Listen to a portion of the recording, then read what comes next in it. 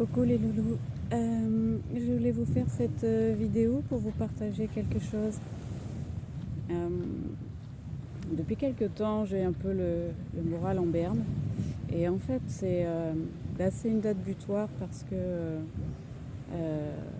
ça fait un an de ce parcours, depuis le début de ce parcours, voilà, depuis ma prise en charge, depuis mon hospitalisation. Enfin non, pas depuis mon hospitalisation, ça fait un an depuis bien que j'ai rencontré l'oncologue, qu'on a commencé la radiothérapie, les traitements.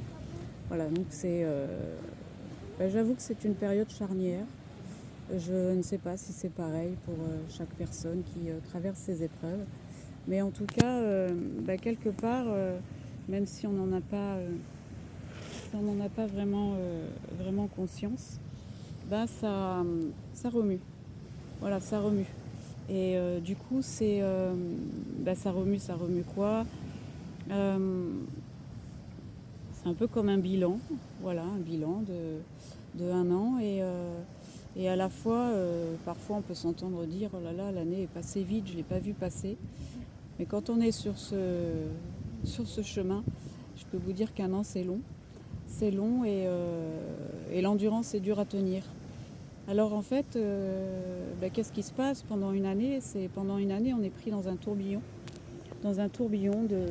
de plein d'inconnus, de, de plein d'examens, de plein de visages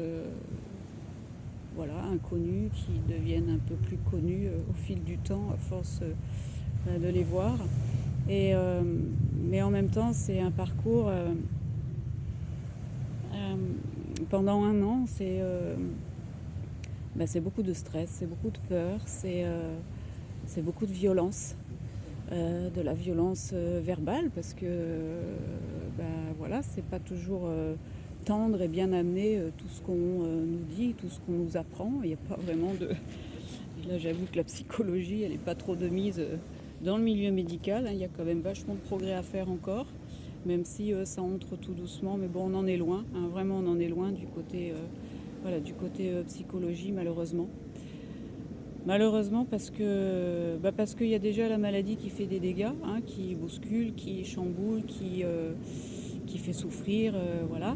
Mais il y a ces mots aussi, ces paroles, ces phrases, c'est tout ce qui est violent qui vous impacte aussi.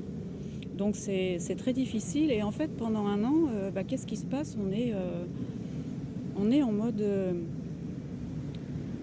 alors je dirais pas combattante, mais quelque part on combat, on tient le coup là pendant cette année là. On tient le coup, voilà, ouais. J'aime pas le mot combattre, mais c'est un petit peu ça quand même. Il faut tenir le coup, faut y aller tous les jours, quoi. Faut se lever tous les jours et il faut s'armer, de plein de choses, de patience, de courage, de force, de volonté, tout un tas de choses. Et j'en discutais avec une amie et c'est vrai que souvent je prenais l'exemple de l'athlète qui se prépare pour les JO et qui se met dans sa bulle pour se préparer psychologiquement à son épreuve. Mais en fait, elle m'a dit quelque chose et c'est vrai, je trouve que c'est beaucoup plus parlant. En tout cas, ça m'a beaucoup plus parlé. C'est un peu comme comme si on était Jacques Mayol et que on allait plonger dans les profondeurs de la mer, de l'océan, en apnée. C'est un petit peu pareil. Donc avant cette plongée, on est dans une bulle, on est concentré, parce qu'on sait que le moindre comment dire, je sais pas si ça se dit, mais le moindre gravier dans les rouages, enfin bon voilà, si ça se dit pas, on va l'inventer. Ça peut avoir des conséquences terribles. Donc on est dans une espèce de bulle, on se protège au maximum pour effectivement descendre en apnée, j'irai dans nos profondeurs. Et toute cette année-là, ça a été un petit peu ça, même s'il y a des moments où, par palier, on remonte un peu à la surface. Voilà. Mais on sait qu'il ne faut pas remonter trop vite non plus. Et même si, malheureusement, dans le suivi médical, c'est pas encore ça non plus à ce niveau-là, parce que, comme je dis, chacun a son rythme de croisière, va essayer de trouver en tout cas son rythme de croisière, va écouter son corps, va savoir aussi, va connaître son corps, va connaître ses capacités, va connaître, et puis il va y avoir des jours avec, des jours sans, des jours avec de la fatigue et des jours sans fatigue. Et, euh, et parfois je trouve que on est trop bousculé, parce que déjà la maladie vient nous bousculer, mais on est vraiment très bousculé. Et alors bon, on me dit ouais, c'est pour faire un électrochoc, ouais, je veux bien, mais je sais pas si c'est vraiment très positif. Peut-être pour certaines personnes, mais pas pour tout le monde, encore une fois, parce qu'on ne peut pas faire une généralité. Chacun est différent, chaque pathologie est différente, chaque douleur est différente. On ne peut pas comparer des maladies, on ne peut pas comparer des douleurs. Euh, je sais que ça m'est arrivé de m'entretenir avec une personne qui était dans le milieu hospitalier et qui effectivement comparait ma pathologie avec une autre pathologie. Mais j'ai dit, mais on ne peut pas comparer, c'est pas comparable, c'est comme une douleur. Une personne, je sais pas, elle va se couper le doigt, elle va être à échelle sur 10, et puis l'autre, elle va être échelle sur 2. Donc c'est c'est pareil, donc chacun a un rythme différent, et malheureusement dans cette, comment dire, dans ce monde dans lequel on vit, il faut aller vite, tout doit aller vite. L'information, les rencontres, voilà, c'est tout, il faut faire fi ça. Et, on passe à côté de beaucoup de choses. On peut perturber effectivement le travail de guérison, sans le vouloir bien sûr, mais à force d'aller trop vite, on en oublie l'essentiel, quoi. C'est la personne, l'être humain qu'on a devant soi, parce que on ne travaille pas avec une machine, hein. On n'est pas devant une machine, on appuie sur le bouton, on soulève le capot. Non, ce sont nous sommes des êtres humains, et nous fonctionnons tous différemment. Donc cette année là, cette année vient de s'écouler. Fin du mois, le 27, là j'ai rendez-vous donc avec une rhumatologue, encore pour des nouvelles choses. Et j'ai rendez-vous donc avec mon oncologue. Je sais que de toute manière, chaque rendez-vous avec l'oncologue, forcément on n'y va pas de la fleur au fusil, et puis très serein. Mais là, je sais que voilà, ça va être, je pense, un rendez-vous charnière, puisque il va certainement faire le point sur un mois, sur un an de traitement. Et, et puis voilà, donc il va certainement y avoir des changements. Quels changements, j'en sais rien. Je ne veux pas trop me poser la question, mais changement il y aura, je pense. Et à la fois, j'ai ce gros mal-être là qui me plombe depuis quelques temps, parce que tenir la distance, c'est fatigant. C'est tous les jours, il faut tenir la distance. Tous les jours, il faut se blinder. Tous les jours, il faut être fort. Tous les jours, il faut être courageuse. Et je peux vous dire qu'un an, c'est long. C'est même très long. Et que là, au bout d'un an, j'ai l'impression que non seulement mon corps, a besoin de se relâcher, a besoin de se reposer, et qu'en même temps, il y a aussi un gros ras-le-bol, quoi. Un ras-le-bol de dire, j'en peux juste plus, quoi. Ça va s'arrêter quand? Je prends sur moi. Il y a plein de choses que je ne dis pas. Il y a des choses qui sont encore frustrantes pour moi. Il y a des choses qui sont contrariantes. Et on les garde pour soi. Voilà. Parfois ça sort, parfois non, parce que pour différentes raisons. Mais voilà, tout ça pour dire que si toi aussi, tu es sur un chemin un peu compliqué, c'est vrai que moi, c'est venu en conscience là, il n'y a pas longtemps, et je pense que c'est cette date là qui est là, voilà, un an, qui quelque part me chamboule, parce que tu te dis, ok, voilà d'où tu viens, où tu en es. Alors j'ai sacrément progressé. Ça, je m'en rends compte. Parfois, je l'oublie, mais du coup, hop, j'essaye de m'en rappeler. Mais en même temps, waouh, à quel prix. Ouais, à quel prix? Parce que c'est très compliqué, c'est plein de remises en question, c'est plein de il faut à la fois, accepter beaucoup de choses, heu, ne pas avoir le choix aussi sur beaucoup de choses, hem, traverser des périodes compliquées, ça chamboule beaucoup de choses dans la vie, dans le corps, dans la vie. Moi je sais que voilà, bon, ça a fait le vide autour de moi, il y a eu des clashs, il y a encore des clashs, donc on perd des personnes, on n'en voit plus bien souvent, sur la longueur, les gens ne tiennent pas non plus, hein, dans l'accompagnement. Il y en a très peu, il y en a très peu là qui tiennent, et qui m'accompagnent, je veux dire, enfin que j'ai au téléphone, voilà, mais sinon, c'est vrai que, bah, ouais, après les gens, j'ai envie de dire, bon, ils sont gavés, quoi. Voilà. Ils sont gavés, ils te voient, bon, un peu vivre, normalement. Pour eux, ça y est, c'est derrière, c'est fini, t'es guéri. Bah non, non, je suis pas guérie, j'ai même pas appris que j'étais en rémission, donc je suis loin de la guérison encore pour le moment. C'est simplement que ça va mieux, mais par rapport à d'où je viens, mais voilà, donc c'est beaucoup, beaucoup c'est un chemin d'une année aussi, euh,